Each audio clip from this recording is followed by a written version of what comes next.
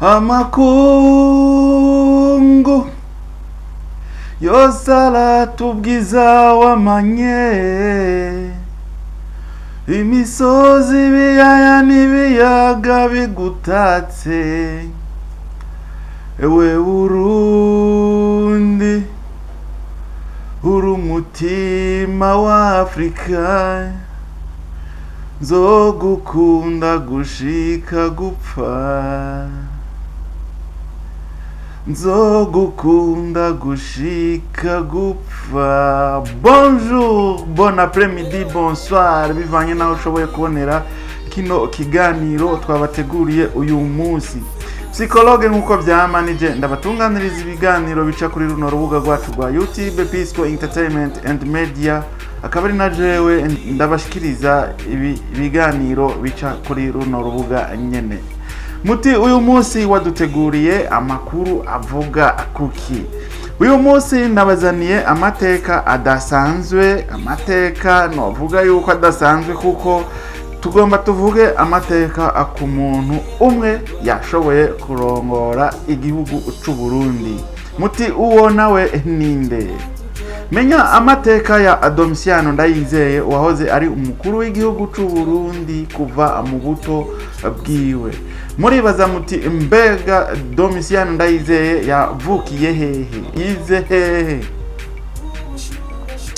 Raba uko yagiye mu buhungiro hanyuma aragaruka, mwongere mwumve n'ukuntu yaje muri politike y'igihugu c'u Burundi n'uruhara yagize mu kugarukana amahoro mu gihugu c'u Burundi.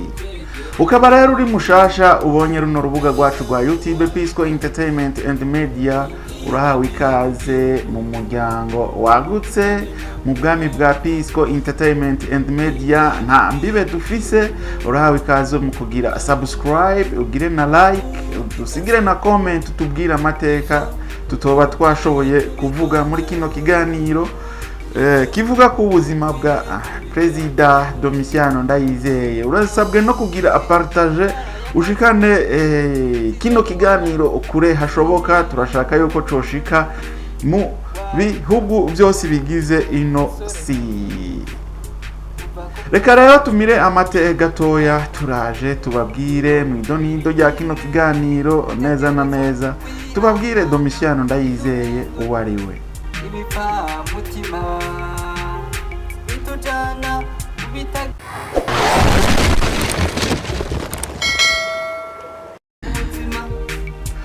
Turasubiye kubaramutsa, sangwa ikaze mwidonido rya kino kiganiro. Domitien Ndayizeye ni umwe mu bategetsi b'u Burundi bagize uruhara rukomeye mu rugendo rwo kugarukana amahoro, guhuza amoko mu gihugu. Yabaye umukuru w'igihugu hagati y'imyaka y'ibihumbi 2003 no mu mwaka w'ibihumbi 2005 mu gihe c'inyuma y'intambara y'abene igihugu. Ubuzima bwiwe bw'ukuri ni cigwa ku bantu bose bipfuza gukorera igihugu cabo. Ngira ngo muravyibuka abari bariho ico gihe.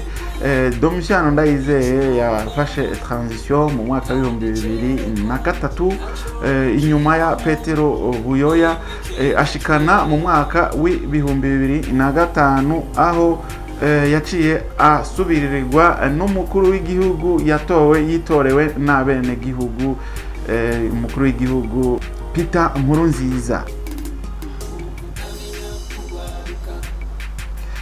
Muribaza muti imbega nyakubahwa Domitien Ndayizeye yavukiye hehe? Yavutse ku igenekerezo rya 2 Rusama umwaka w'igihumbi 1953, aho yavukiye hitwa Murango mu ntara ya Kayanza. Amashure n'inyigisho yize navyo nivyo tugomba turabe.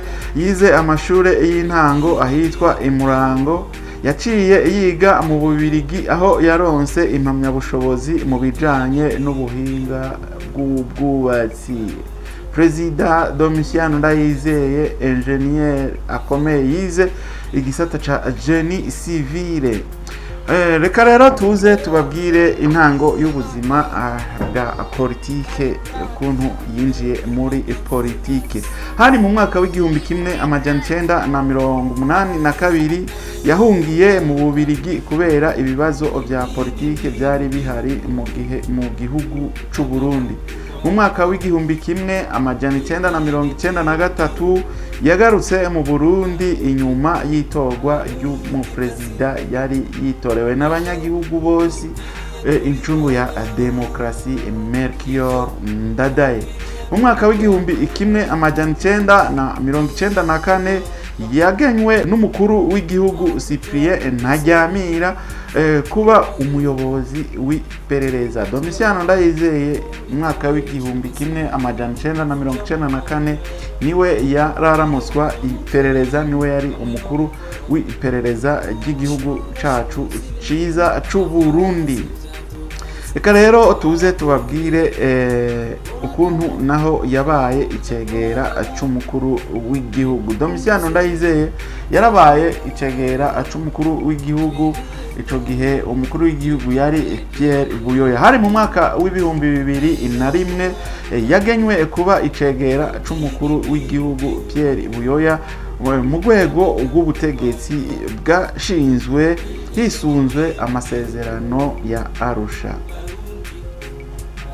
Inyuma yaho yaje kuba umukuru w'igihugu hari kuwa 30 Ndamukiza umwaka w'ibihumbi 2003 yatorewe kuba umukuru w'igihugu c'u Burundi asubiriye Petero Buyoya.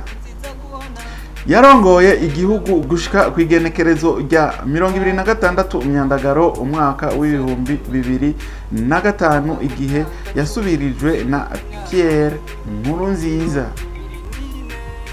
Mwibutse ko bino biganiro tubashikiriza biciye kuri runo rubuga rwa YouTube Politike Entertainment and Media ari inyigisho zikomeye, kuko utashoboye kumenya akahise ntuzomenya na kazoza. Baravuga bati utazi iyo wavuye ntuzomenya niyo uri kuraja, canke bavuga bati utazi iyo yavuye ntamenya iyo ariko araja.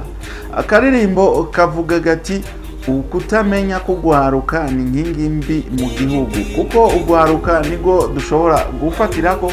Ugwaruka rutagiye ruramenya ama histoire yagize igihugu cago abari inkingi mbi mu gihugu cacu ciza c'u Burundi. Rero gwaruka ndaruhamagarira kumenya ivyerekeye igihugu cacu c'u Burundi. Kutamenya ko gwaruka na karirimbo karirimbwe n'umugwi Young Famous. Rero reka tuze tubabwire inyuma yo kuva ku butegetsi.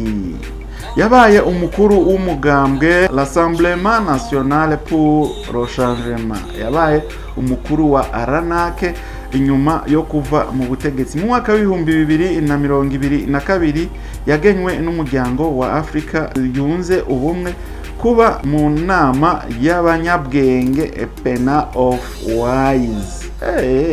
Chabyumva yuko ingenieri wacu Monsieur le Président ex-president Ndayizeye ari incabwenge yagenywe mu muryango wa Afrika yunze ubumwe kuba mu nama y'abanyabwenge bita Panel of Wise.